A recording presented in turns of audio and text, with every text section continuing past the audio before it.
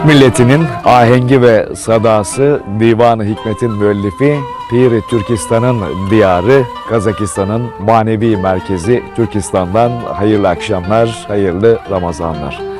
Güzel bir Ramazan-ı Şerif akşamındayız. Bu Ramazan-ı Şerif akşamında insan eşyanın tabiatından uzaklaşıp biraz da hakikatin bilgisine doğru yol almaya başlıyor. Bu bilgiye yol alırken de aslında kendisine bir yön tayin ediyor. Değil mi ki asıl mesele birazcık haktan, hakikatten yana bakmak? İşte Ramazan-ı Şerif'te insana yön tayin eden aylardan bir tanesi. Ama bir husus daha var. Ramazan-ı Şerif şehrayin bir ay. Yani kutlu bir ay, bir şölen ayı. Biz de bu Ramazan-ı Şerif'te kıymetli konuklarımızla hem Ramazan-ı Şerif'i konuşacağız, hem de Piri Türkistan Hoca Ahmet Yesevi'nin bu konumunda, bu türbesinin önünde hemen arkamızda yer alan kısımda Ahmet Yesevi'nin bizim geleneğimize, bizim medeniyetimize kattıklarını konuşacağız. Ama bu kez farklı bir isimle konuşmak istiyoruz kıymetli izleyicilerimiz. Ahmet Yesevi'yi bu topraklarda yetişmiş, bu toprakların yetiştirdiği entelektüellerden birisi olan bir isimden dinlemek istiyoruz. Bu kubbenin altında güzel bir sohbet başlatmak istiyoruz. Gelin derin, hikmetli bir sohbetin kapısını aralayalım.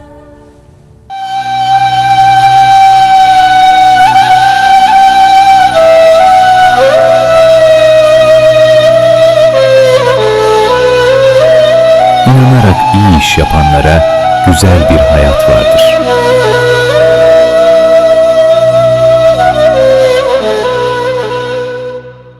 Efendim, bir kez daha güzel bir Ramazan akşamına hoş geldiniz, sefalar getirdiniz diyelim. Sohbet edeceğiz, muhabbet edeceğiz. Ahmet Yesevi Piri Türkistan'ı, Hazret Sultan'ı bu kez Kazakistan'ın yetiştirdiği değerlerden bir tanesiyle, kıymetli hocamızın anlatımıyla dinlemek istiyoruz. En temel soruyla başlayacağız aslında. Ahmet Yesevi kimdir sorusu bizim için çok kıymetli. Çünkü kökü mazide olan atilerden bir tanesi Piri Türkistan Hoca Ahmet Yesevi. İşte biz de bunu merak ediyoruz. Günümüze gelen değerleri merak ediyoruz. Kazakistan Makine Mühendisliği Öğretim Üyesi Profesör Doktor Sayat İbrayev bu akşam bizlerle birlikte. Kıymetli üstadım, hoş geldiniz, sefalar getirdiniz. Hoş gördük, rahmet. Ahmet Yesevi'yi konuşmak istiyoruz sizlerle birlikte. Güzel insanlar öylece ortaya çıkmazlar. Onlar oluşurlar diye bir ifade var. Piri Türkistan'da, Hazret Sultan'da onun da bir oluşumu var. Onun oluşumunun ortaya koyduğu bir ilim, irfan, medeniyeti var. Bütün bunların hepsini soracağız ama en temel soruyla başlamak istiyoruz. Ahmet Yesevi sizin dilinizde, gönlünüzde, sizin anlatımınızda kimdir? Rahmet. Kul Hoca Ahmet Yesevi rahmatullahi aleyh atamız, bizden barşa Türkü dünyasının babası, ülkön oluk ustazımız, бұл кісі rahmatullahi aleyh. Biz бұл кісіні Hazreti Sultan деп atayımız, себебі әлемдегі барша әулиелер иерархиясының ең үлкен баспалдағында 7-ші сатысында Құтбул Актаб деген атақ көтерген бұл кісі. Пири Түркистан деп атаған, мысалы сіздер білесіздер, Ғаусул Азам Дастагар дейді, ол кісі әулиеліктің 6-шы сатысында. Одан үлкен, олар әр заман 3 адам болады. Одан жоғары Құтб деген дәреже болады, Құтб әулие дейді. Одан жоғары Құтбул Актаб деген атақты көтерген осы Құл Қожа Ахмет Яссауи бабамыз рахматуллахи алейх. Бұл кісіні бүкіл күллі түркі дүниесінің рухани бірлігінің символы, белгісі деп айтуға әбден болады. Бұл кісі туралы бұл адамды кәмілдікке жеткізу, нәпсіні тәрбиелеу, яғни тәрбиеліліктің, руханияттың ең жоғарғы шыңына көтеретін ілімді алып келген осы кісі. Бүкіл біздің қазақ мәдениеті, басқа түрк елдерінің де мәдениеті осы Құл Қожа Ахмет Яссауидің хикметтерінің нәтижесі, жемісі болған. Бұл енді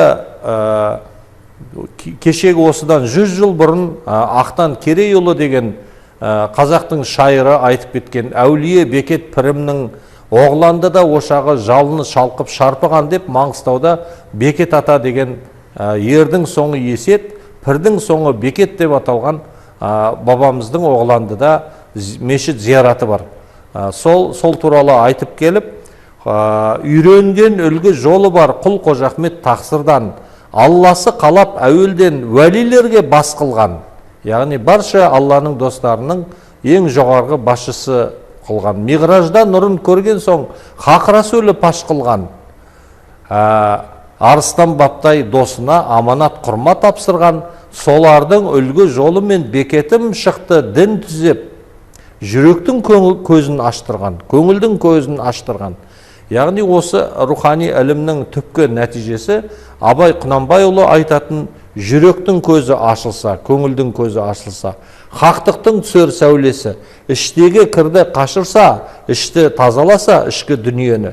Руханиятты адам рухын тазалайтын болса, жүректі тазалайтын болса, адамның хикмет кеудесі деп, осы хикмет әрбір адамның жүрегінен тіліне бал болып ағып шығады деп, бұлақ болып ағып шығады деп көрсеткен.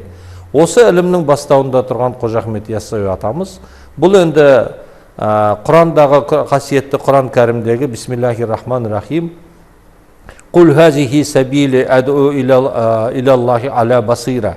Адамдарды жүрек көзінің ашылуына шақырамын деген Алланың бізге өсиеті.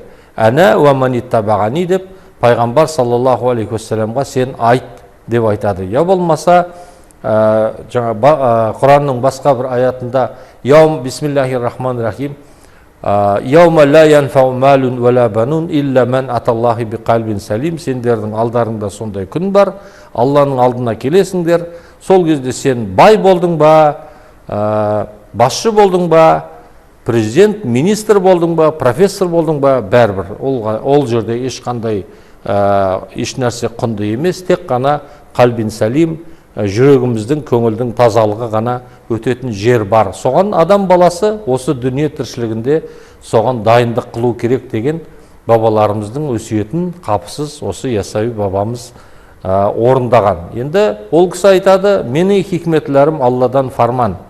Оқып үйренгенге бар мағынасы Құран. Мен өзім айтып тұрған жоқпын. Мен Құранның аяттарын, соның мағынасын ашып сіздерге жүректен соның жемісін қалай жеуге болатын sonday dereceye ben жеткіздім деп тұр. Evet. Aslında bir birlik ifadesinden bahsediyorsunuz. Çok kıymetli. Dilde, fikirde, işte birlik diyen ve bir ülke ortaya koyan yakın coğrafyamızda işte İsmail Gaspıralı geliyor akla. Siz de dediniz ki Ahmet Yesevi, Piri Türkistan, Türk dünyasının birliği için bir semboldür.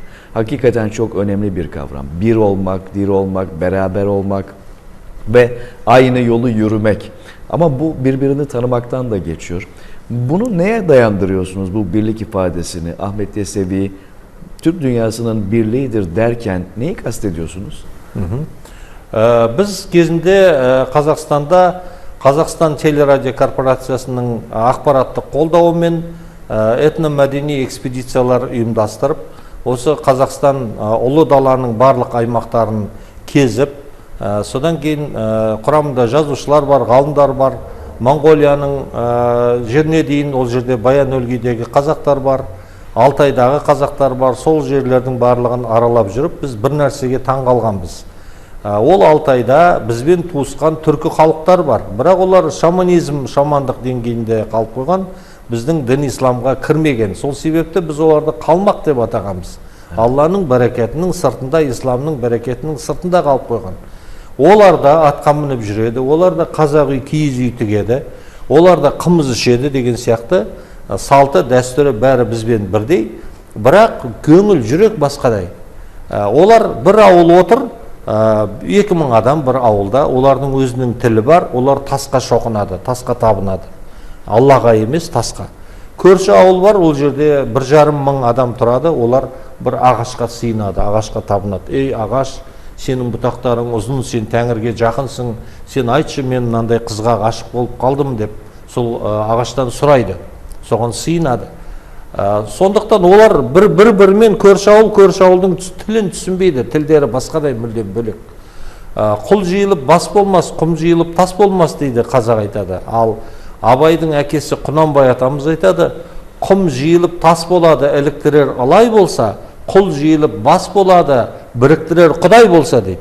Осы біздің әуелі бірінші Құдай біздің басымызды қосты, екінші осы даналық біздің басымызды қосты. Мынау сол Совет үкіметінің 70 жылдан кейін құлайтынын, тарайтынын болжап айтып кеткен. Сол кезде ол айтады, себебі ол қылышпен тұрған мемлекет, ол империя, ол коммунистер, ол тек қана полицияменен, күшпен, армияменен, әскермен ұстап тұр. Ол бірақ жойылады, өйткені тарихта ондай агрессиямен, күшпен тұрған мемлекет 70 жылдан артық тұрған емес. Бірақ осының ішінде бір көшпенді халық бар дейді, көшпенділерді, номадтарды, біздерді айтады. Бұлар 1000 жыл бойы ұлы даланы басқарып тұрды, полиция жоқ, түрме жоқ, регуляр армия жоқ, қалай басқарды деп таңғалады. Ендеше оларда үлкен ілім болған, оларда даналық болған деп. Сол даналықтың кілті біз Құл Қожа Ахмет Яссауи ілімі деп есептейміз. Содан кейін мынау біздің, сіз тарихтан жақсы білесіз, Құл Қожа Ахмет Яссауи бабамыз аса таяғын лақтырды дейді. Ол бір аса таяқ Маңғыстауда жаңағы айтқан Пірбекет атамыздың мешітінің жанында, соның жолында Шопан ата деген жер бар. Сол Шопан атадан Шопан ата тауып алып, 360 әулиесімен сол жақтарға Қожа Ахмет Яссауи бабамыздың хал ғылымын таратқан. Екінші аса таяғын лақтырды, ол көне Үргенішке келіп түсті. Оны 360 әулиесімен Нәжмидин Кубра рахматуллахи алей сол кісі алып, сол жаққа Хиуа, Хорезм, Мауерраннахр жеріне осы хош ілімді таратты. Одан кейін үшінші рет лақтырды, ол Коня қаласына барып түсті. Ол жерде Қожа Ахмет Фақих рахматуллахи алейдің қазір Жами мешіті бар, сол тұрған жерге келіп түсті. Оны Хажи Бекташ Уәли 360 әулиесіменен алып, сол жақтарға сол заманда осы хикмет ілімін, хал ілімін таратты деп айтады. Сондықтан енді біздің бергі бабаларымыз айтады, осы ілімді біз дамытып үйрететін болсақ, өте үлкен сынақтардан түркі дүниесі өтеді, бірақ бір заманда ол қайтадан бірігуге тиіс деген ойды болжап айтқан. Және түркі әлемі бүкіл әлемге, дүниеге үлгі болады. Алтын Орда уақытындағы сияқты және Османлылар кезіндегі біздің мәдениет, ғылымның барлығы дамып, бүкіл күллі әлемге біз қалай үлгі болсақ, солай үлгі боламыз деп. Сонда ол Шәкәрім атамыз, Шәкәрім Құдайбердіұлы, ол кісі де 95 жыл бұрын қайтыс болған Қазақстанда. Ол айтады, адамның бәрі бір болмайды аласы. Оларды бұзатын нәпсінің таласы. Ар билер заманда, ұждан билер заманда, нәпсі өліп, бірігер еңбекте барша адам баласы деп, сондай алтын заманның болатынын айтып кеткен. Мен сіздерге сол хош хабарды жеткізгім келеді. Иншалла алтын заман келіп, бүкіл алдымен мұсылман баласы, кейін барша адам баласы bir бауыр болып өмір сүретін мағдавият заманы келеді inşallah. Evet, bu birlik gerçekten önemli. Biz de amin diyelim tabii ki. Ama bir yandan da kıymetli izleyicilerimize küçük bir şey anlatmak istiyorum. Mutlaka hani buraya gelmeli bizim kıymetli izleyicilerimiz. İmkanları varsa. Ahmet Yesevi Türbesi hemen burada ama buranın yakınında hemen 100 metre arkasında yer alan bir kısımda ise kendisinin dergahı var. Talebelerini eğittiği yer. O dergahın içinde çilehanesi de yer alıyor. İşte Ahmet Yesevi ile alakalı bilgileri, belgeleri, eserleri orada görebiliyorsunuz. Bir şey dikkatimi çekti orada. Duvarda bir harita var ve o harita adeta bize bir şeyi anlatıyor. Kıymetli hocamızın bahsettiği şeyi anlatıyor. Bu kaynak Ahmet Yesevi ve ondan neşet eden kollar, Mevlana Celaleddin Rumiler, Yunus Emreler, Hacı Bayram-ı Veliler, Hacı Bektaşlar, Şeyh Galipler, Şeyh Edebaliler. Bu liste uzar gider kıymetli izleyicilerimiz. Ama o haritada o kadar fazla isim var ki gelip oraya bir bakmak lazım. Bu koldan çıktı. O yüzden ilim, irfan, medeniyet geleneğimiz diyoruz ya. İşte bu yüzden çok kıymetli Ahmet Yesevi. Onu kimdir sorusuyla bir kez daha tanımak lazım. Kökümüzün farkında olmak lazım. Kıymetli hocamızı da bir yandan tanımak istiyoruz. Niye diyeceksiniz? Açarken dedik ya, hem bilim insanı hem gönül insanı. Ahmet Yesevi'yi bizlere anlatıyor. Ama kendisi yapay zeka ile robotik alanıyla da uğraşıyor. Bir mühendis olduğunu söylemiştik sizlere. 32 yaşında Uluslararası Humboldt ödülüne layık görülüyor bu yaşta. Ama kendisi gönül insanı olduğu için o Yesevi geleneğini de bir yandan anlatmak istiyor. Kıymetli hocam, sevgili üstazım, siz de biz üstad diyoruz, siz üstaz şeklinde ifade ediyorsunuz. Dilimizde böyle anlaşıyoruz. Yapay zekaya ilginiz var. Ama Yesevi geleneğini siz özellikle anlatmak istiyorsunuz. Sizi buna motive eden, ikna eden, bir gönül insanı olmaya iten sebepler neydi? Bir қызық жағдайлар себеп болды. Енді біріншіден біз совет уақытында тусақ та, Мәскеуде оқысақ та, ол кезде коммунистердің уақыты болсақ та, біз Абай Құнанбайұлын жаттап өстік. Бабаларымыздың, аталарымыздың сөзін жаттадық. Сол сөздерді біз МГУ-дағы, Москвадағы Ломоносов университетінде профессорлардан сұраймыз, философтардан. Бұл кісі осындай сөз жазды, Абай атамыз. Сіз бұны түсіндіріп беріңіз. Олар түсіндіре алмайды. Жүрек теңіз, қызықтың бәрі асыл тас. Жүрек теңіз, дениз. Қызықтың бәрі асыл тас. Сол жүрексіз өмірде қызық қалмас. Жүректен қызу қызба кете қалса, бұл өртеніп тұрмаса, өзге тәннен еш қызық табылмас. Ешқандай кайф жоқ өмірде. Осы тек гөнілде, жүректе ғана бар. Соны профессорларға түсіндір деп айтамыз, олар түсіндіре алмайды. Сосын мен іздедім, бұның түбі қайда? Ол кезде біз Яссауи бабамызды атын ғана білеміз, бірақ философиясын, ойшылдығын, дүниетанымын біз білмейміз ол кезде. Содан кейін енді робототехника, жасанды интеллект маманының саласының үлкен ғалымы Алан Тюринг кибернетиканың негізін салған. Сол ғалым мынандай ойша эксперимент жасайды, физикалық эксперимент. Ол айтады, мысалы бір алдыңда керемет, ол кезде ондай роботтар жоқ, ол айтады, гипотетикалық робот жасалды. Ол ешқандай сыртынан қарап тұрған кезде, ол адам ба, робот па, ол түсініксіз сондай зат. Енді сұрақ, сауал. Біз сыртқы эксперименттер арқылы, онымен сөйлесу арқылы, басқа да эксперименттер арқылы, ол өзін өзі басқарып тұрма, әлде біреу оны сыртынан басқарып тұрма, контрол систем, сыртқы, экстернал. Солай тексеріп айтуға бола ма деген сұраққа ол математикалық логиканың, кибернетиканың заңдарына сүйеніп отырып дәлелдеді. Ол мен бармын ба, менің өзімнің жаным бар ма деген сұраққа тек қана адам өзінің ішінен ғана жауап бере алады. Сыртқы ғылым, материалдық ғылым оған жауап бере алмайды ешқашан. Содан бастап мен руханиятқа қызыға бастадым. Кейін сұрақтар көбейді. Қазір мысалы жасанды интеллект бар, Artificial Intelligence. Сіз соған сұрақ қойыңыз. Мысалы, осы әлем иллюзия ма, ертек па, әлде рас па деген сұрақ қойсаңыз, жасанды интеллект айтады, қазіргі ғылымның әдістеріне сүйеніп, бұл иллюзия емес екенін қазіргі ғылым дәлелдеп бере алмайды. Оған дәлел жоқ. Sohbetimizi devam ettireceğiz kıymetli hocam. Merak ediyoruz. Sizin çalışmalarınızı da tabii ki merak ediyoruz. Kıymetli izleyicilerimiz, gelin şöyle bir zihnimizi tazeleyelim. Geçmişimize doğru bir uğrayalım. Kadim geçmişimizde, bizim geleneklerimizde neler var? İftar vakitleri de yaklaşırken sizlere onları da göstermek istiyoruz biz buradan.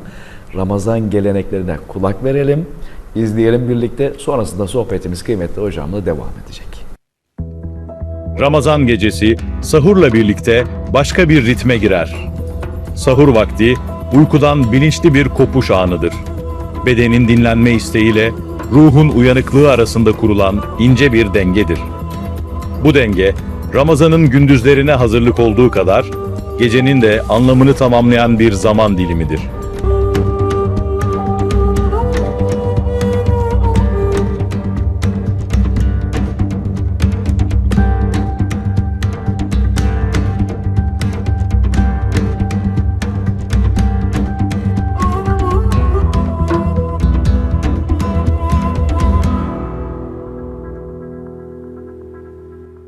Türkiye'de sahur, evlerin içinde sakin ve ölçülü bir hareketlilikle karşılanır. Işıklar açılır, konuşmalar kısalır, zaman dikkatle takip edilir. Sahur sofrası uzun uzadıya kurulmaz. Burada esas olan doymaktan çok niyetin tazelenmesidir. Sahur, evin içinde Ramazan'ın farkındalığını büyütür. Bu yüzden acele de yoktur, oyalanma da. Her şey imsak vaktine doğru usulünce ilerler. Balkan coğrafyasında sahur benzer bir dinginlikle yaşanır. Ev içi düzen korunur, gecenin sükuneti bozulmaz. Sahurdan sonra kısa bir bekleyiş hali yaygındır. Sofradan kalkılsa bile gece hemen terk edilmez. Bu bekleyiş, Ramazan geceleriyle kurulan kadim bağın bir parçasıdır. Sahur, burada da bir geçiştir. Uykudan ibadete, geceden güne. Türk Cumhuriyetlerinde sahur, zaman bilincinin öne çıktığı bir vakit olarak karşılanır. Takvimler ve ezan vakitleri titizlikle takip edilir. Sahur kısa tutulur. Gecenin bu bölümünde ölçü esastır. Özellikle yaşlılar için sahurdan sonra uyanık kalmak yaygındır. Bu uyanıklık, geceyi bölmekten çok tamamlamak anlamına gelir. Sahur, Ramazan gecesinin son halkasıdır. Ondan sonra gelen imsak, gecenin kapandığını ilan eder.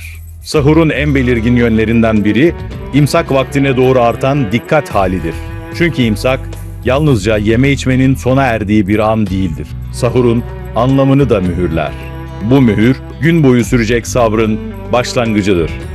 Ramazan boyunca sahur, her gece tekrar eden bir alışkanlık olmaktan çıkar, her seferinde yeniden kurulan bir bilinç haline dönüşür. Uykudan feragat edilerek yapılan bu hazırlık, gündüzün yükünü hafifletir.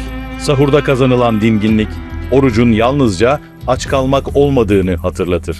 Sahur vakti, Ramazan'ın en sade ama en derin anlarından biridir. Ne kalabalık ister, ne de gösteriş. Gecenin içinden doğan bu kısa zaman dilimi, insanı kendisiyle baş başa bırakır. Uykuyla ibadet arasında kurulan bu hassas denge, Ramazan'ı Ramazan yapan sessiz alışkanlıklardan biridir.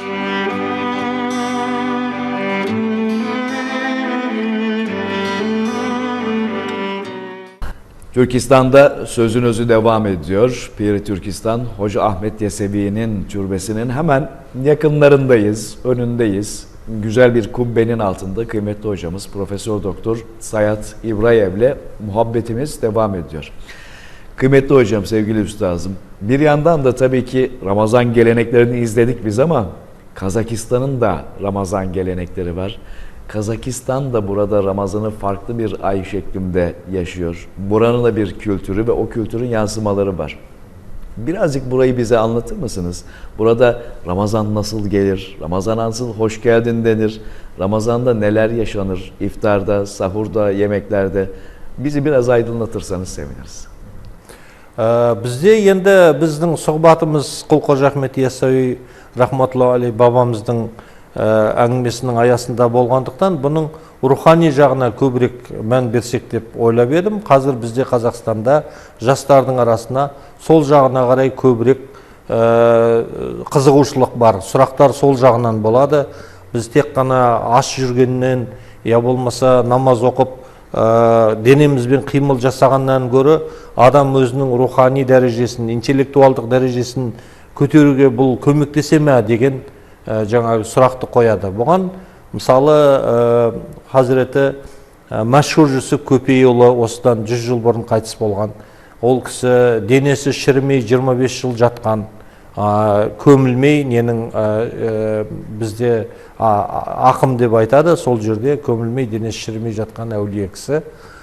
Сол кісі айтады, нәпсіні құрбан қылып бауыздасақ, сонда Аллаға сонда жетер қылған арыз дейді. Біздің мынау дұғаларымыз Аллаға жету үшін біз нәпсіні құрбан қылуымыз керек деген нәрсені айтады. Енді осы күллі біздің орталық Азияда барлық медреселерде, барлық мешіттерде Софа Аллаяр деген рахматулла алейхи сол кісінің кітабыменен оқитын болған. Ақиданы да, шариғатты да, тариқат, басқа да ілімдерді хақиқатқа жету ілімін сол кісінің кітабы арқылы оқитын болған. Сол кезде ол кісінің бұл сөзі бар. Оқил билор бұ дүнни сижнүл бәдбуй дейді. Бәләнд үй істесең, нәпсің көзін үй дейді. Егер сен мына сижн, мына түрмеден, мына дүрбеден басқа жарық дүниеге шыққың келсе, сен нәпсінің көзін ою керексің. Тек қана аузыңды байлама, сен рухани асқазан. Адамда асқазан екеу. Біреуі мынау материалдық тамағы жейтін асқазан, екіншісі рухани, көңілдің асқазаны. Соны біз егер мынау матери асқазанды байлайтын болсақ, аузымызды байласақ, сол кезде біз рухани ләззатын ала аламыз. Деген біздің жастарға менің қуанатыным осындай рухани жағына көбірек көңіл бөлетін болды. Алдында бұған дейін тек қана бір дәстүр ретінде, сонда бір қызық құлшылық, оның физикалық, медициналық пайдасы туралы, сол туралы көп айтылатын. Қазір осындай бізде Қазақстанда жақсы үрдістер басталып жатыр. Енді мынау не туралы Маулана Руми рахматулла алейхи ол да айтады ғой: чишм бибанду, мына көзіңді байла, гуш бибанду, құлағыңды жап, ләб бибанду, аузыңды тік. Сол кезде сен Құдайдың сырлары жүрегіңнен шығады, хикметтер, өзің көресің дейді. Егер көрмесең, менің бетіме түкір дейді.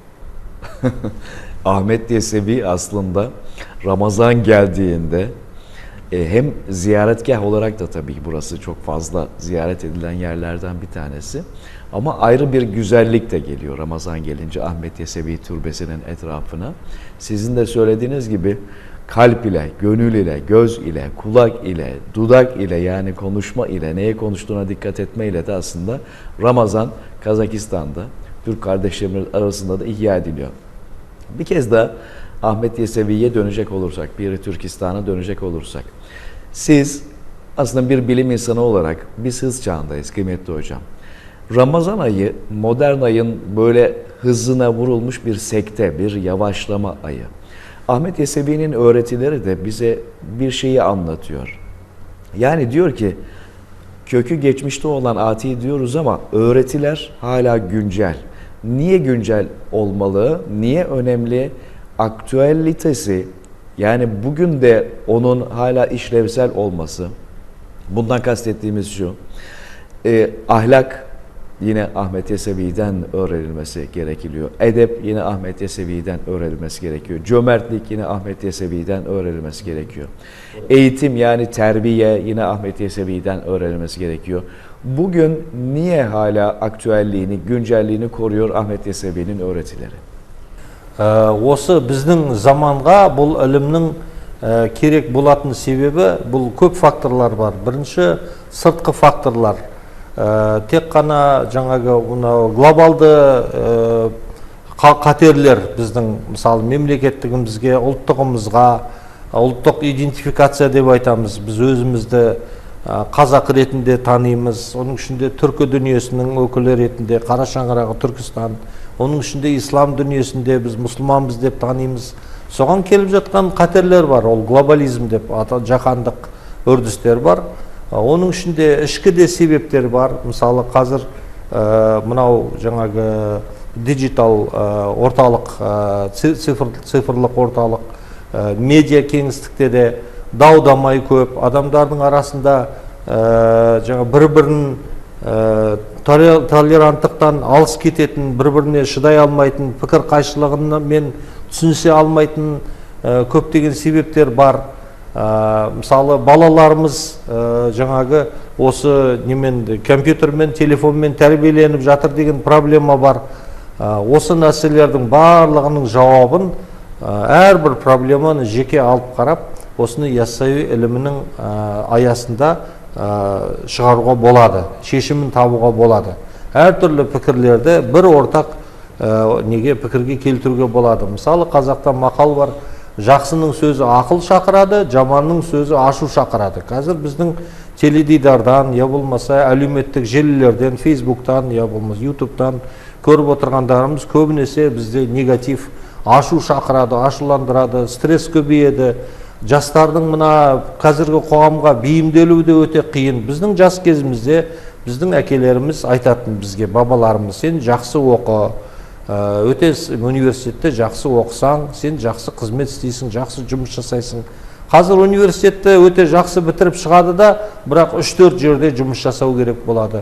4-5 мамандық диплом, 4-5 диплом, мына қалтасында бәрінде диплом. Сөйтіп, мынау қазіргі ортаға бейімделу қиын. Осы сұрақтардың барлығына Яссауи атамыздың ілімі жауап бере алады. Психологиялық дискомфорт, сол мәселелерді де шешуге болады. Мысалы, қарапайым мысал келтірейік, бабамыздың хикметінде: ашей момын көзіңді сахар мезгіл болғанда, құтқар оттан өзіңді сахар мезгіл болғанда. Сахарларда барша гүл мадақтайды Құдайды, Алланы сәна қылады, мақтайды. Айтып бұлбұл аңсарын махаббаттан жылайды. Осы нәрсені қарайтын болсақ, бұны Шәкәрім атамыз осыдан 100 жыл бұрын жалғастырады осы ойды. Енді Юнус Әміреде де тура осындай жолдарды келтіруге болады. Маулана Руми бабамызда да барлығы бір сөзді айтады, барлығын айтатын бір сөз. Шәкәрім атамыз айтады: сорлы бұлбұл жазға асық боп, нұрлы гүлге айтты зар, көбелекте отты алам деп, гүлді алам деп отқа түсті боп құмар. Жарға ғашық болғаны ма, Аллаға ғашық болғаны ма, таңғалатын түк те жоқ. Жер жаралмай тұрғанда менде асықтың нұры бар, менде ғашықтың нұры менің жүрегімде, көңілімде, мен келмей тұрып ол болған. Жан денеме кіргенде бірге кірген осы дерт, жан беретін дәргеріңде ем таба алмай қор болар. Менде барда тіпті сізде жоқ емес ол қасиет. Менде қасиет бар, сакрал жаңағы қасиет, кие менде бар. Бірақ сізде жоқ емес дейді, сізде де бар, қасиетсіз адам жоқ. Менде барда бұл қасиет, тіпті сізде жоқ емес бұл қасиет, сізде басқаларда. Оны өшіріп бәріңізде дедіңіздер жауды жар. Жау деп отырғанда шайтанды айтады. Сол біздің ортамызға кіріп жүрген ала шайтан. Осының қазіргі уақытта өте көп келіп жатқан процестер, информациялық процестерге, медиа кеңістікке барлығына кіріп жатыр. Алдағанға кеттің азып, әпсін оқып үйреніп, берді шайтан дұға жазып, соны қылдың бойтұмар. Сол программамен біз кетіп жатырмыз. Ол программаны өшіретін Құдайдың программасы бар. Ол зикр Алла, Алланың зікірі. Бисмиллахир-рахманир-рахим. Құранда Алла тағала айтады: «Әлләзина аману», сіз иман келтірдіңіз ба? Сіз Құдайға сенесіз бе? Татмаинну қулубухум бизикрилла, сіздің жүрегіңіз тек Алланың зікірмен ғана тыныштық табады, саламат болады. Әла бизикриллахи татмаиннул қулуб, одан басқа жолы жоқ. Ол жүректің тыныш болатын басқа жолын іздемеңіз, ол тек қана Алланың зікірмен. Құл Қожа Ахмет Яссауи бабамыздың хикметтері бастан аяқ зікір. Арыстанбап бабамыз, көп зерттеушілер оны Салман Фарси деп айтады, рахматуллахи, ол кісілер 1000-нан астам зікірді үйреткен Яссауи бабамызға деп айтады.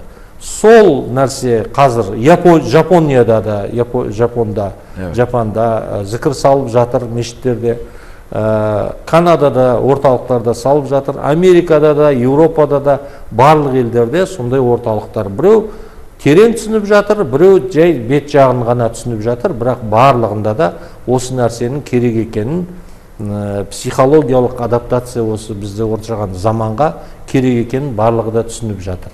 Evet. Şimdi bir yandan da Ahmet Yesevi deyince aklımıza gelen insanı kamil olmaya doğru giden seyri.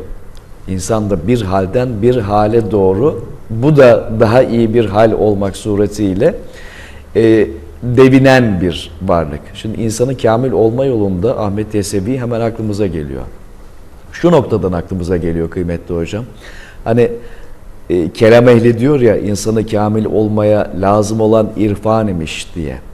Gençlerimizin eğitiminde, onların terbiyesinde bu insanı kamil yolculuğu en basit tanımıyla bizim bugün sözlüğümüzde, lügatimizde olgunlaşma seyri. Nasıl olgunlaşacaklar? Kendilerine o ilkeleri, değerleri, ahlaki temeli nasıl yükleyecekler? Bu kısım çok önemli bir hale geliyor. Bu noktada yani insanı kamil olma anlayışında Ahmet Yesevi'yi göz önünde bulundurursak gençlerimizi nasıl yetiştirmeliyiz? Біздің жастарға қатысты бұл нәрсені айтатын болсақ, осы мен жақында неде болдым, Еуропада, Римде болдым, Италияда. Ол жерде Марко Чикарелли деген профессормен біз бірге Allure деген зауытқа автомобиль жасайтын ауто. Соған роботтар, 5 түрлі робот жасап жатырмыз, сосын кітап жазып жатырмыз бірге. Соны талқылауға барып, біздің қасымызда жас жігіттер Ол кісіден футбол туралы сұрады. Италияның ғалымынан, профессордан. Сіз футболға қалай қарайсыз? Ол айтады, мен жек көремін футболды. Қалай, неге, қалай сіз жек көресіз? Ол айтады, өйткені біздің жастарымыз Италияның футболистердің атын жаттайды, ғалымдардың ешбіреуінің атын білмейді дейді. Мысалы, Эйнштейнді мүмкін біледі, мысалы, Маркониді радионы ойлап тапқан, оның атын қазір жастар білмейді. Сол сияқты қазіргі біздің замандағы ғалымдардың атын, есімін білмейді жастар. Ол нені көрсетеді? Ол біздің жастардың болашағы жоқ екенін көрсетеді. Қазір жаңағы шоумендердің атын, есімін жаттайды, әртүрлі блогерлардың атын жаттайды, ол мода, жаңағы футболистердің атын жаттайды, ал бірақ ғалымдардың атын жаттамайды деп. Сондықтан ол айтады, біздің цивилизация өркениет, европалық, ол артқа кетіп жатқан өркениет. Қазір енді алдыға шығады, Қытай алдыға шығады, Индия, Бразилия сияқты, олар себебі ғылымды керек қылады деп. Осы жағынан ойланған кезде ол ғылымды айтып тұр, ал ғылымнан жоғары руханият деген нәрсе бар ғой, жаңағы айттық. Ол ғылым, бұл материалдық ғылым, біздің айтып жүрген, бұл захири ғылым. Енді ішкі батини ғылым, ол руханият, адамның рухын көтеріп, Аллаға дейін жеткізетін үлкен алып ілім. Бұның барлығы, қазіргі жасалып жатқан ғылымның барлығы, технологияның барлығы, ол мұна материядан шығып жатқан кереметтер, Құдайдың ашып жатқан кереметтері. Ал егер нұр әлемнен, руханияттан алынған технологияларды алып келетін болса, не түрлі шығар жанынан кереметті, жүрек қабыл алмайды, таза болмайды деп, Нұртоған деген біздің атамыз 100 жыл бұрын онда айтып кеткен. Сондықтан жүрек тазалығы бізге сол жоғарғы әлемнің технологияларын мынау қазіргі біздің әлемге алып келу үшін қажет деп айтар едім. Мысалы өткенде бізге біз олардың ғылымын жоққа шығарып тұрған жоқпыз, бірақ адам баласы бір жақты ғылыми, техникалық, технократтық өркениетпен кете берсе, оның аяғы катастрофа болуы мүмкін. Мысалы біздің президентіміз Қасым-Жомарт Тоқаев Жапонға барып келді, Жапон еліне өскенде. Сосын ол айтты, мен ойландым, олардың дамуының секреті, құпиясы неде, хафи. Сосын мен түсіндім, ол адам факторында, human resource. Бәрібір олардың адамдары адал еңбек етеді, өзінің мемлекетіне жаны ашиды, олар патриот, олар қандай нәрсені бастаса да аяғына дейін жеткізеді, және жауапкершілікті түсінеді.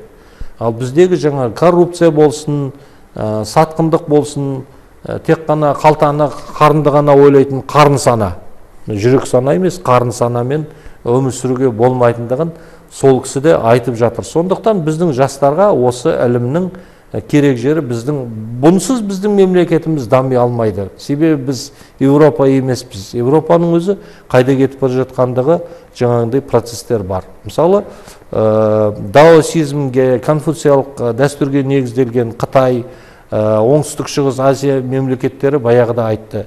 Батыстық өркениет ол эгоизмге негізделген. Ол тек қана пайданы ғана ойлайды.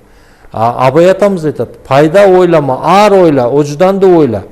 Соны ойлайтын болсақ, ол мүлдем басқадай өркениет, басқадай цивилизация бастауға біздің өркениеттік потенциalımız var. Kıymetli hocam, artık vakitler çok yakın. Sohbetimizi elbette devam ettireceğiz. Kıymetli izleyicilerimiz, şimdi bu mukaddes saatte, bu mübarek yerde Hacı Bayram-ı Veli'nin muhafızlığında başkentimiz Ankara'da artık iftar vakti çok yakın. Oruçların açılmasına çok kısa bir vakit kaldı. Kocatepe'den yükselen ezan seslerinin yankılandığını duyacağız. Artık saniyeler kaldı kıymetli izleyicilerimiz için. Bizleri TRT Avaz kanalıyla takip eden, Türkistan'da bizlerle birlikte sözün özü diyen, Ankara'dan bizleri izleyen kıymetli izleyicilerimiz için artık saniyelerin kaldığını söyledik. Allah kabul etsin diyelim, afiyet olsun diyelim. Şimdi oruçlar açılacak ve sonrasında sohbetimize devam edeceğiz. Sofralarımız da Halil İbrahim bereketiyle dolsun. Ankara için iftar vakti.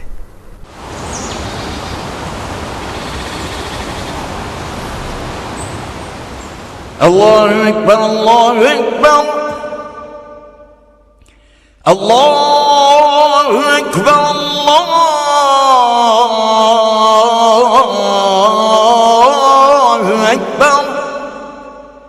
أشهد أن لا إله إلا الله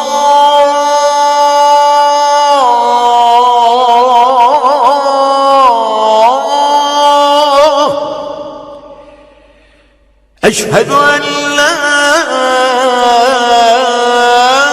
إله إلا الله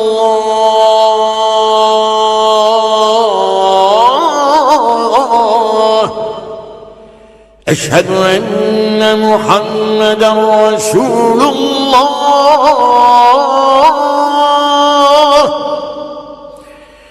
أشهد أن محمدا رسول الله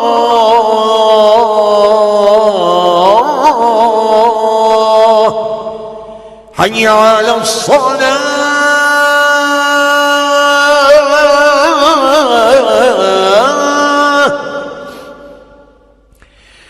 حي على الصلاة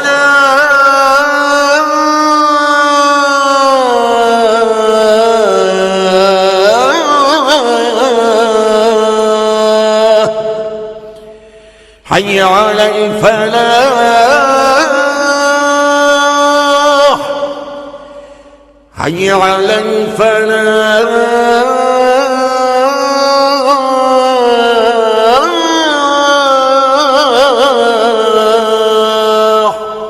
الله أكبر الله أكبر لا إله إلا الله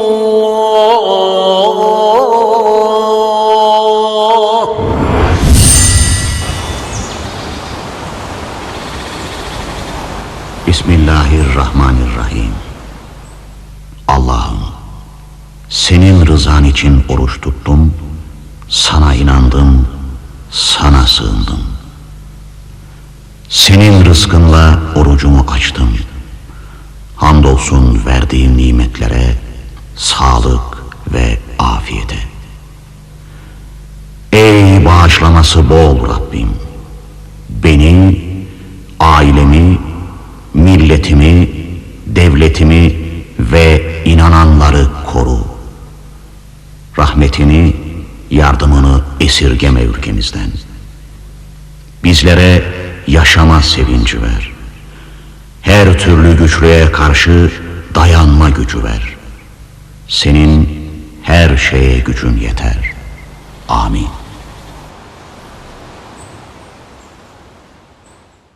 Efendim bir kez daha Allah kabul etsin, afiyet olsun diyelim kıymetli izleyicilerimize. Piri Türkistan Hoca Ahmet Yesevi'nin diyarında Türkistan'da sözün özü kıymetli hocamız Profesör Doktor Sayat İbrayev'le devam ediyor.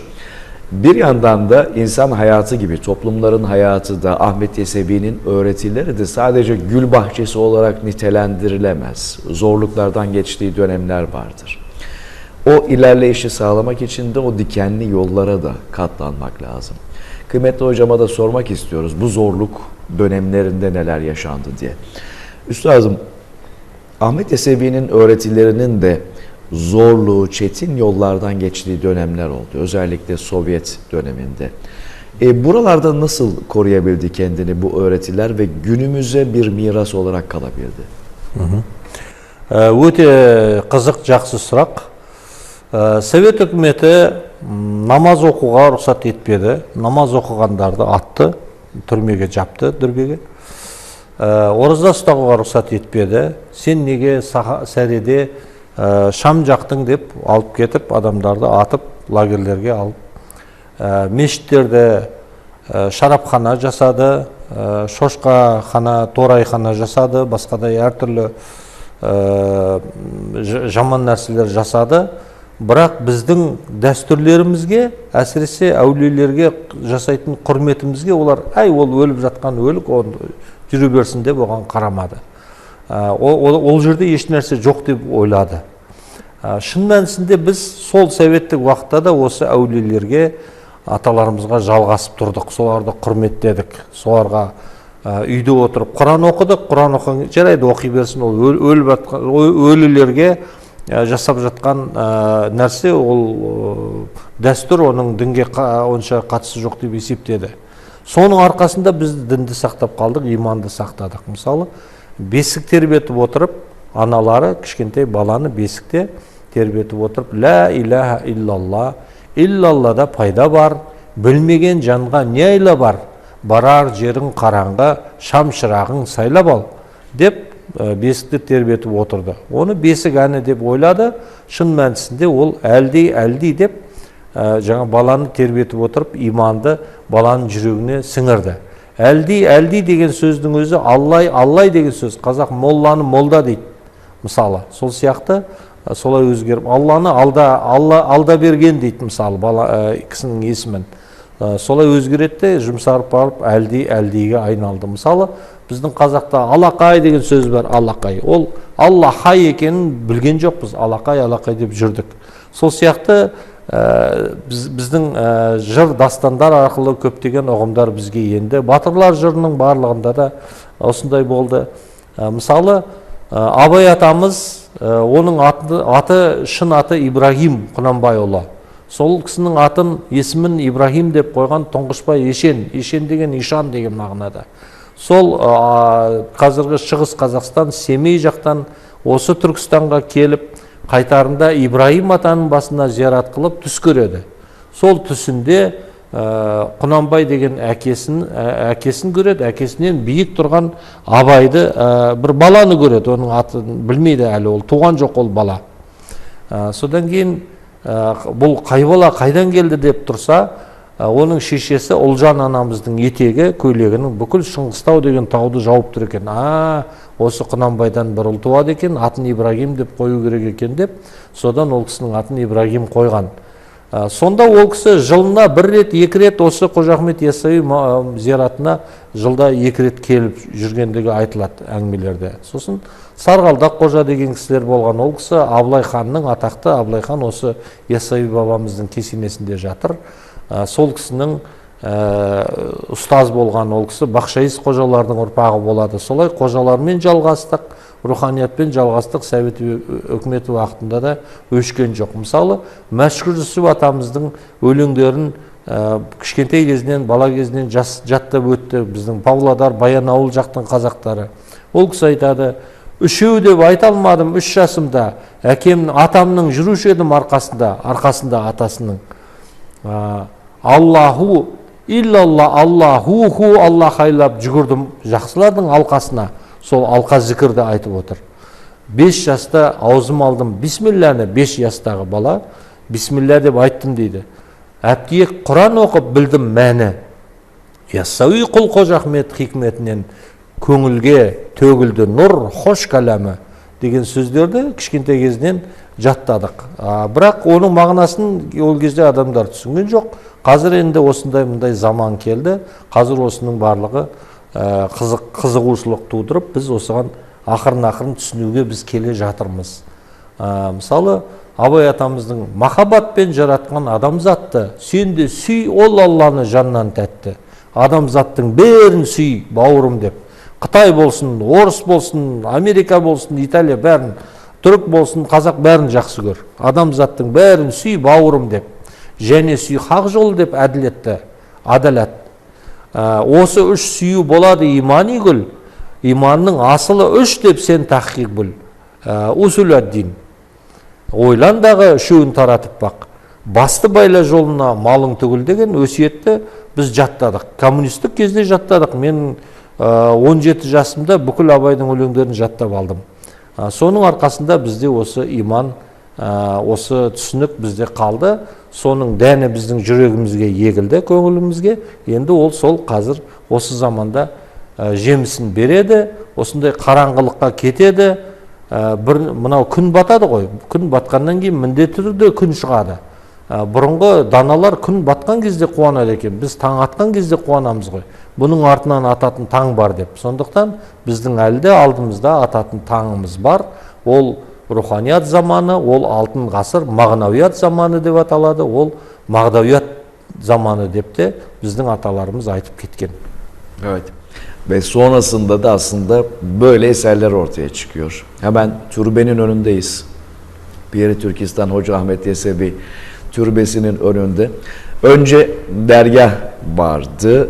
işte içinde çilehanesi, Ahmet Yesevi'nin yaşadığı yer. 63 yaşından sonra hayatını, vaktini, zikrini, ibadetini o çilehanede geçirdi. Türbe şu anda bir ziyaretgah olarak karşımızda. Sürekli bir ziyaret olduğunu burada görüyoruz. Hemen burada önümüzde Taykazan'ın da yer aldığını, işte Divan-ı Hikmet nüshalarının da yer aldığını, bir mührün de yer aldığını görüyoruz. Burası adeta bizim böyle ders alacağımız, sadece ahlaken değil ama kökümüze, geriye, mazimize dönüp de bilinçlenebileceğimiz de tarihi bir vesika olarak karşımızda duruyor. Ama bir yandan da manevi hayatımıza da etkisi var kıymetli hocam. En büyük etkisi de Divan-ı Hikmet okumaları.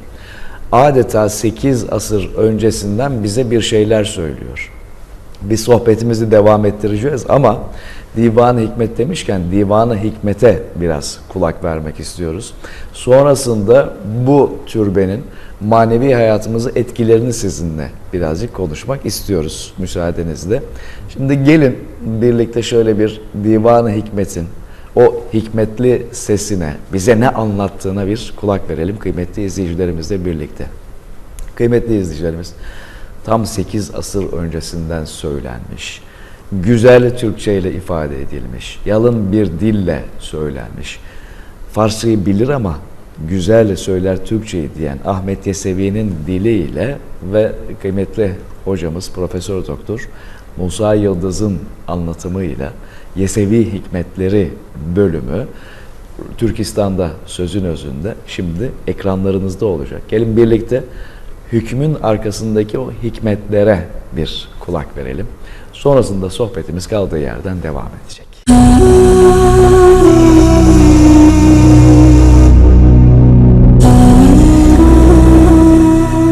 Akir isen erenlere hizmet et. Emri maruf yapanlara izzet et. Nehy-i münker kılanlara hürmet et. O sebepten 63 yaşında girdim yere.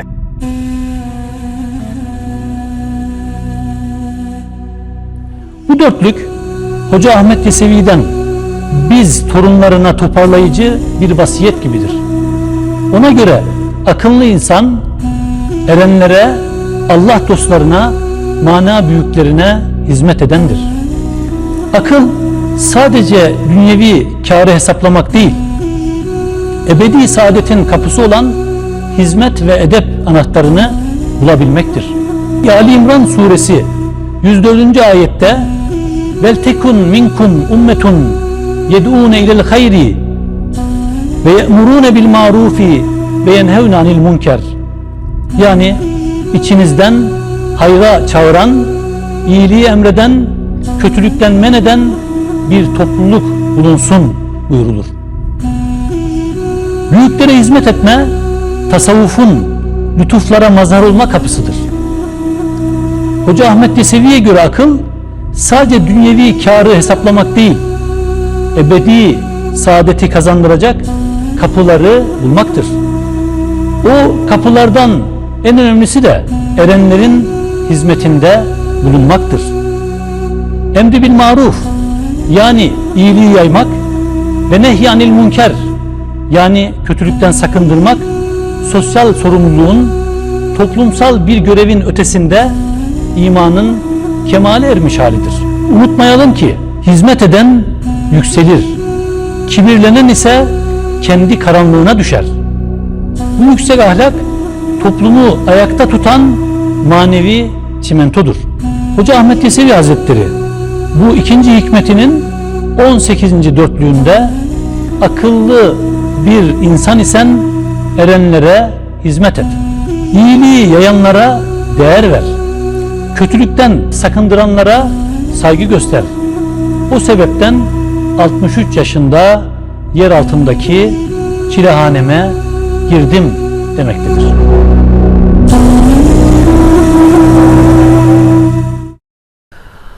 Efendim, gönüllerimize ayna tuttuk, nefsimize şöyle bir temizledik. Ramazan da aslında bir anlamda arınma ayı, aydınlanma ayı. Beni, yani kendimizi kendi önümüzden çekip de yeni bir ben koyma zamanı, yani yenilenme zamanı. Kıymetli hocam, sevgili üstazım. Ahmet Yesevi Türbesi ve manevi geleneğimize etkileri demiştik. Tam da hikmetleri dinledik sonrasında. Bu türbe ihtişamıyla, şaşasıyla karşımızda ve bize bir şeyler söylüyor manevi olarak. Ne söylüyor bize? Біздің қазіргі уақытта адамдар осы ғылым деп жаңағы соған көп көңіл бөледі де, руханиятты мына технократтық өркениет қой қазіргі болып жатқан. Мағынасын көп түсіне бермейді. Біз өте үлкен лауазымдағы бір адам, министрлікте істейтін, маған айтады, мен осы Яссауи зияратына келдім, барлық рәсімдерді жасадым, менің көңіліме ұнады, бәрі жақсы, Құдайдан тілек тіледім, Алладан, барлығын өттім. Бірақ шыққаннан кейін бұның жалғасы не деп ойладым? Бұның жалғасы, босқан жастар келеді, адамдар, әрі қарай бір ғылымның сарайы тұру керек шығар. Сосын олсыз, бұл енді біздің бұрынғы өткен уақыттағы мәдениетіміз, қазіргі заманға ғылым керек қой.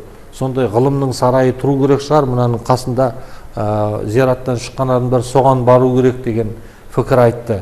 Бұл таза материалистік түсінік, бұл мағнавияттың мәнін түсінбегендік. Енді өкінішке қарай біз кешегі советтік режимнен шыққандықтан осындай түсінбестіктер болып жатады. Негізінде шын мәнісінде бұл жерге кіріп келгенде, қақпадан кіргенде, қақпаның өзінде жазылған ғой.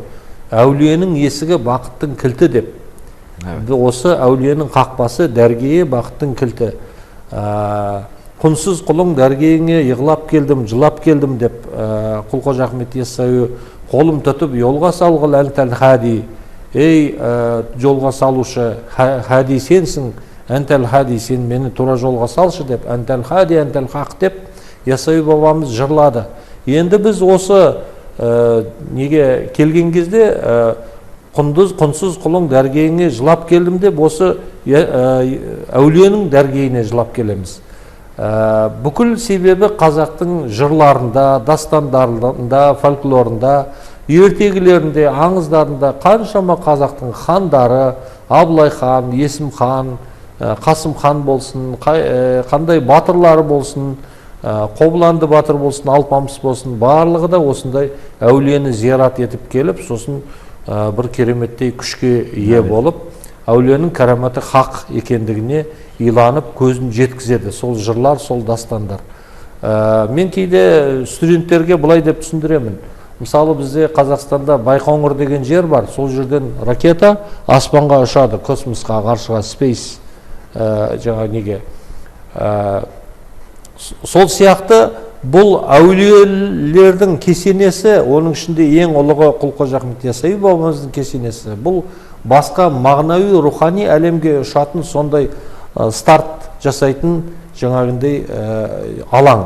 Сол арқылы біз рухани әлеміміз тазарып, солай басқа әлемге өтеміз деп. Сондықтан осы әулиелерге құрметтің арқасында біз Аллаға шүкір, Құдайға жалғанып тұрмыз. Мысалы, Кониядағы Маулана Руми рахматулла алейх бабамыздың басына барсақ, қақпаның үстіне «Я Маулана» деген жазу, және кімде болсаң кел, кел деп, жаңағы бұтпарас болсаң да кел, жаңағы садбарагар тәуба шикасти бұза, сен 100 рет тәубаны бұзған болсаң да бәрібір кел, габиру, кафру, бұтпарасти боза деп айтады ғой. Сол сияқты осы жерге барлық сенімдегі орыстар да осы жерге келеді, немістер де келеді, басқа ұлттың адамдары да барлығы осы жерге келеді. Және бұл дәрге, ин дәрге, ма дәрге, нумиди нис, бұл дәрге үмітсіздік дәргейі емес. Бұл жерден міндетті түрде сен құр қол қайтпайсың деп бізді әулиелер сендіріп қойған. Сондықтан біз караматқа сенуімізге, мысалы ғайып, жаңағы қасиетті нәрселерге, құтсал нәрселерге, киелі нәрселерге сенуімізге, әйтпесе 63 жыл жердің астында жатты дегенге ешкім сенбейді. Ал мен айтам, мен осы бөлмеден шықпай, телефон бар, компьютер бар, бүкіл дүниені, әлемді басқаруға болады. Қазіргі замандағы технологиялар материалдық соны көрсетеді. Ал ол жерде қалай ол басқармады? Ол кісіде әлеммен рухани байланысы болды.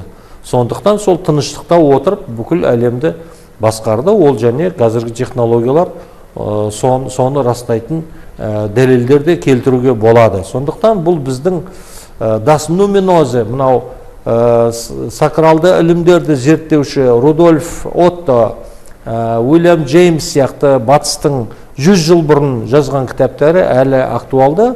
Олар осындай зиратқа келген кезде адамның қандай халде болатын физиологиясын және ішкі жан дүниесінде қандай тыныштық табатын барлығын зерттеп жазған. Соны қазір нейрофизиологиялық ғылымдар сол нәрселерді растап жатыр. Егер уақыт болса, ол туралы да қызық әңгімелер айтып беруге болады. Сондықтан біз солар арқылы әулиенің кереметіне, осы нәрселерге сенуге, бұл біздің сеніміміздің фундаменті болып тұр деп айтуға болады. Kıymetli hocam, birazcık da sözü artık sona doğru gelirken Yesevi vokal grubuna getirmek istiyorum. Ensemble'a getirmek istiyorum.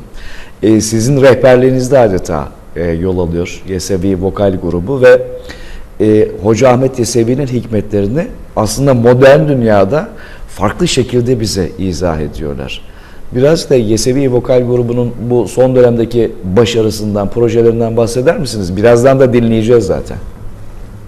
Бұл жігіттер басында 11 адам болып Қазақстанда мәуліттер өткізіп, салауаттар оқып, осы қадыр түнінде әртүрлі рәсімдер өткізіп, рухани әуендерді және салауаттарды мәуліт уақытында 1 ай бойы жүріп Қазақстанда барлық ауылдарда өткізіп жүрді. Ол кезде бұрынғы аталардың жасаған мәуліттерін көрген үлкен кісілер, аталар бар болатын. Олар барлығы соған қуанып, осы балаларға батасын беріп, ауылдық жерден бастады да, содан дамып 2008 жылы бірінші рет шетелге шығып, Коня қаласына Маулана Руми бабамыздың рахматлы алей мистик фестиваль Конядағы сол фестивальға қатысты.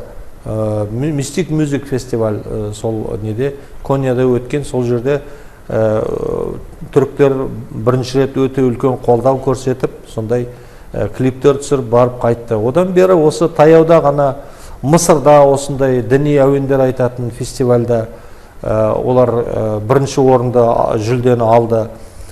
Испанияда өткен әуендердің хор халықаралық фестивалінде бірінші орын алды.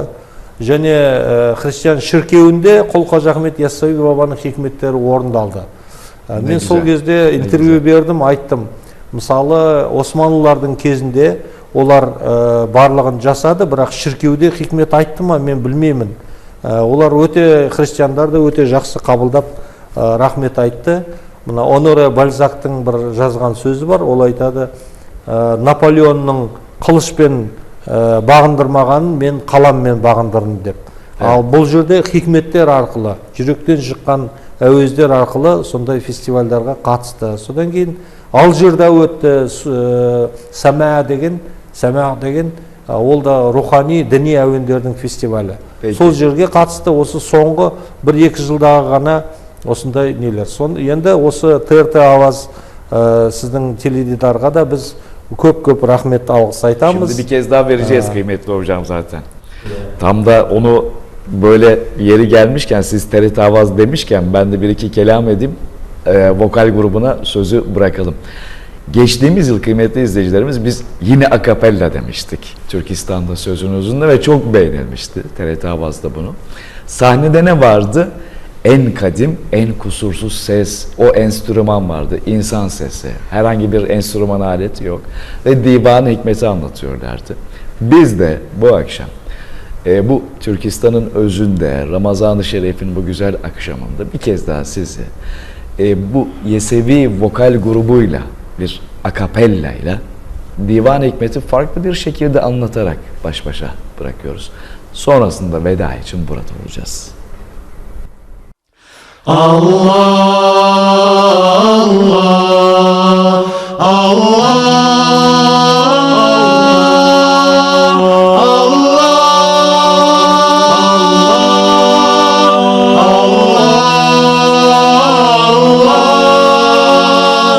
Келin dostlar sal zikirdi hakkama da hak zikiri jürük gözüm aşar dostlar. İstiğfardı tınmayaydı tapkanağa шайтан лағин тәмілгінен қашар достар. Шайтан лағин жаудың кетсін мүрде марта, күндіз алла түнді алла деп шырлап алқа. Тарлақатқа кірер кезде нұрға малты, періштелер алла нұрын шашар достар. Алла нұры қабір үшін жарық қылар, періштелер шарақтарын жағып нұрар. Момын пенде оны көріп зарық қарар, фәни жалған жарығынан қашар достар. Янеше боп Құдай үшін аққан жасыңы, барша рухтар жиялып кеп шаттанғасын. Дұға қылып Алласына аттанғасын, жүрлер уақ сүйіп бір-бір құшар достар. Жеті қадам қабірінен кетпей қалып, мүңкір нәкір кіріп келер оқтай қарып. Лаулап тұрған екі көзі оттай жанып, нұрды көріп тағзым етіп қашар достар. Мүңкір нәкір жауап алмай қашып беріп, еңірейді көздің жасын шашып төгіп. Хақ зікірін айтқан жанға ғашық болып, қанат қағып көкке қарай ұшар достар. Өзгелер хақтан неге жыладың деп, қабірдегі құлымнан не сұрадың деп. Ей бия деп оқты нені құлағың деп, мүңкір нәкір оңды солды қашар достар. Әр демінде зікір қылдыл қамдай нұрға, қылам азат кепілді хат жолдаймында. Берем күллі игілікті ондай құлға, барлық қылған күнәларын кешер достар. Күнәларын хақ кешіріп назар бұрар, шүкір қылар жатқан барлық ажалдылар. Әруақ біткен кірлерінен тазарды бар, қабірстанға хақ рахметін шашар достар. Алла, Алла, Алла, Алла.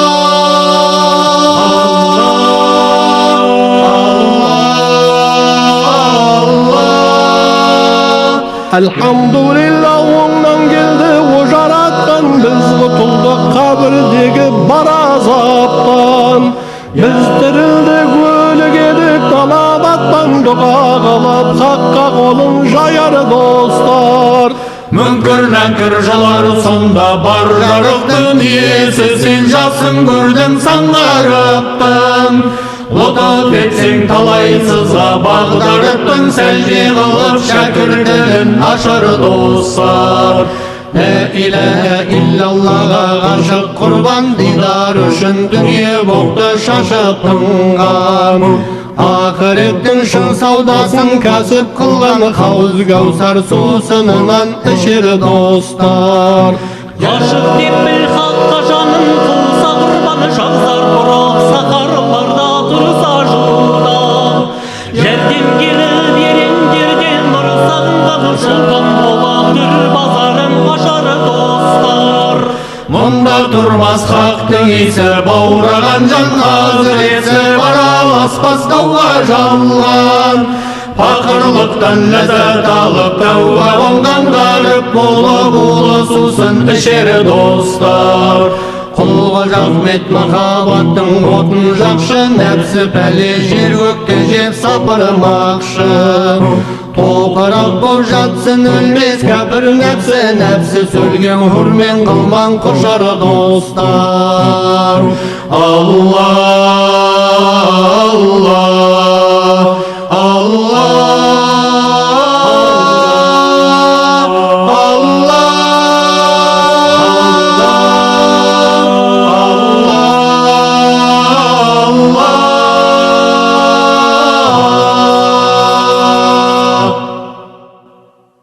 Efendim, Türkistan'da sözün özünde akapellayı dinledik. Gelin hocamızla bir de veda makamında bir sohbet yapalım. Kıymetli hocam, son söz, bir Ramazan mesajı. Buyurun, kısa.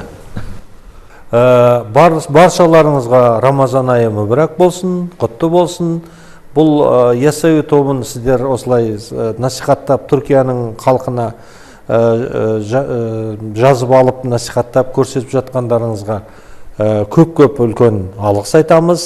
Бұл біздің бірлігіміз, осылай біздің бауырмашылдығымыз осындай проектілер арқылы жалғасады, және сіздің теледидарды жалғыз Түркия емес, Өзбекстан, Әзербайжан, басқа да елдер, барлық түркі мемлекеттері көреді. Сондықтан біз осыған өте қуаныштымыз. Қазіргі жастарға, қазіргі біздің заманға бұл яссауи тобының өзі бұл феномен деп айтуға болады. Себебі культур феномен, мәдени, себебі бұл бұрынғы ескі дәстүрді қазіргі модерн сахналық үлгіде, сахналық формада насихаттау формасы. Олар жетеуі де барлығы консерваторияны аяқтаған жігіттер. Сол осы 7 жігіттің барлығының атынан сіздерге көп рахмет айтып, Рамазан айы мүбәрәк болсын. Осылай бауырмашылығымыз жалғаса берсін. Сол яссауи бабаларымыздың ілімі, айтқан болжамдары тезірек орындалып, түркі әлемі әлемге үлгі болsun. Sağ olun, var olun kıymetli hocam. Ağzınıza, gönlünüze, yüreğinize sağlık. Bizleri aydınlattınız. Sizin dilinizle, sizin anlatımınızla, söyleminizle Ahmet Yesevi'yi farklı bir gözle gördük. Hedef aynı yer, aynı kapıya çıkıyor ama siz farklı şekilde anlattınız. Biz de gönlümüze o şekilde indirdik. Sağ olun, var olun. Hayırlı Ramazanlar diliyoruz. Kıymetli izleyicilerimiz, Türkistan'da Sözün Özü programının bu akşamda sonuna geldik. Güzel bir Ramazan-ı Şerif akşamından seslendik sizlere. Kazakistan Makine Mühendisliği Öğretim Üyesi Profesör Doktor Sayat İbrayev bizlerle birlikteydi. Hem bir gönül insanı, hem bir bilim insanı, hem de Yesevi Vokal grubunun da rehberliğini yapan özel bir insan. Bize Ahmet Yesevi'yi anlattı kendi ifadeleriyle. Biz de o kaynaktan yol bulan, Anadolu sahasında yetişmiş Yunus Emre ile namı diğer bizim Yunus'la bitirelim. İlim, ilim bilmektir. İlim kendin bilmektir. Sen kendini bilmezsen bu nice okumaktır diye ifade ettiği dizeleri var biliyorsunuz Yunus Emre'nin. İnsan da sadece bugünden ibaret bir varlık değil. Binlerce yıllık o mazinin, o geçmişin bugünkü kıyısı adeta. Ama bugünkü kıyısı iken de orada kalmaması gerekiyor. O köklerinin, mazisinin, o sularının nereden geldiğinin de farkında olması gerekiyor. O sorumluluğu da taşıması gerekiyor. İşte bu yüzden Ahmet Yesevi kimdir diye sorduk bu akşam. Yayında ve yapımda emeği geçen bütün arkadaşlarım adına hepinize güzel bir Ramazan akşamı diliyoruz. Yarın yine aynı saatte bizler aynı heyecanla sizleri burada bekliyor olacağız. Kazakistan'ın o güzel havalarından bazen bizler de nasipleniyoruz. Sesimiz de ara ara kısılıveriyor kıymetli izleyicilerimiz. Bunun için de dilimiz sürçtüyse affola diyelim. Bunu da bir not olarak düşelim. Yarın yeniden görüşünceye dek hoşça kalın. İyi akşamlar.